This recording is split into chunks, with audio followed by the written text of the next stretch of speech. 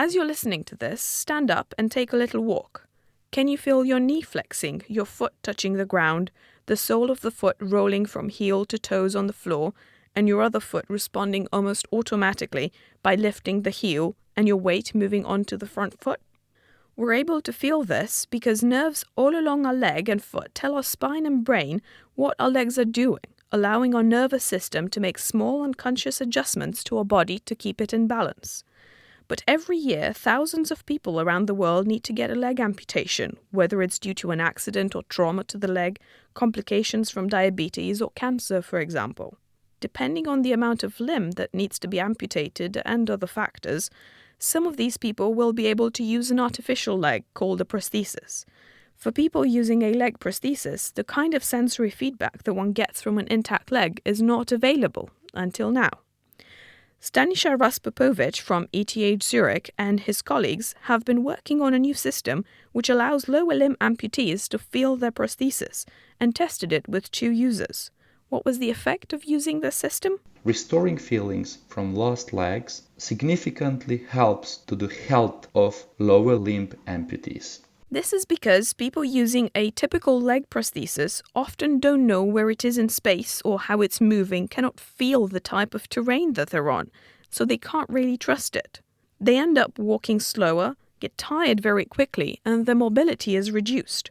Over the long term, many of them have a substantially higher probability of heart attack because of all the effort of walking with a prosthesis, something Raspopovich is very conscious of. They have to concentrate very much while they are walking because they are not relying on that prosthetic device as they would on a healthy leg. Previous successful work on providing feeling to an arm prosthetics was a starting point, but translating it to the leg was a whole other ballgame. This task was not very trivial because the nerves in our leg are much bigger and quite different than the nerves in the upper limb. You can see them easily with your eye. In order to stimulate these leg nerves, known as the sciatic nerves, they implanted several electrodes on them in the back of the thigh, right in the middle, to find out the connection between how a moving leg might feel and the various nervous impulses that might go from the lower leg through the sciatic nerve upwards. The researchers characterized the sensations of the missing leg through a procedure called mapping. We stimulate the nerve and we are asking to the volunteer to refer whenever do they feel some meaningful sensations. We are connecting between what the user was referring to the specific currents and positions of electrodes within the nerve. And then those specific electrode combinations are mapped themselves to the position of the sensors placed on the prosthesis, several on the sole and one for the angle of the knee. But how do you translate between the sensors and the nerves? We are delivering to the residual nerve the impulses of current, which is the language of our electronic devices like computers or smartphones, but our nervous system is speaking through the language of ions.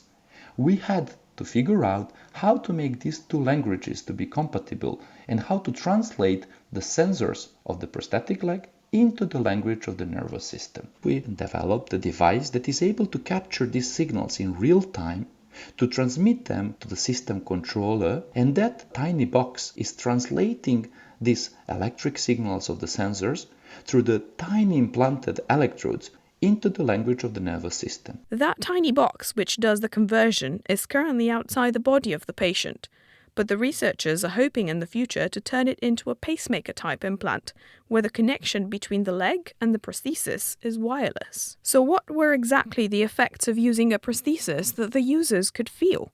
Was it useful? We've been observing in 2 amputees, in 2 above-knee amputees, that when our device was provided, giving them a meaningful sensations from the leg, they could walk at a higher pace. They were feeling less exhausted. They have less mental effort because we've been measuring their brain waves. And finally, but very important, they have a diminished phantom limb pain. The researchers also tested the same mechanism of stimulating the nerve specifically for phantom limb pain without the prosthesis. For the 2 patients that they worked with, for one of them the pain disappeared completely, while for the other it went away about 80%, so almost gone as well. In future, one could imagine having this system with dual mode of use. one mode of use while using the prosthesis for the sensory feedback, and maybe during the evening we would just switch the use to this neural pacemaker work in which we are stimulating the pain if ever present. So what's keeping this from being available for everyone? Well, first, the scientists plan to develop a fully implantable version that doesn't rely on small cables for connecting the prosthesis to the electrodes in the thigh. After this is done, the researchers are also planning a longer investigation with a larger number of participants to find out if the results are applicable more broadly. Only then we would be able to be translating our technology really to our end goal, which is the vast population of users.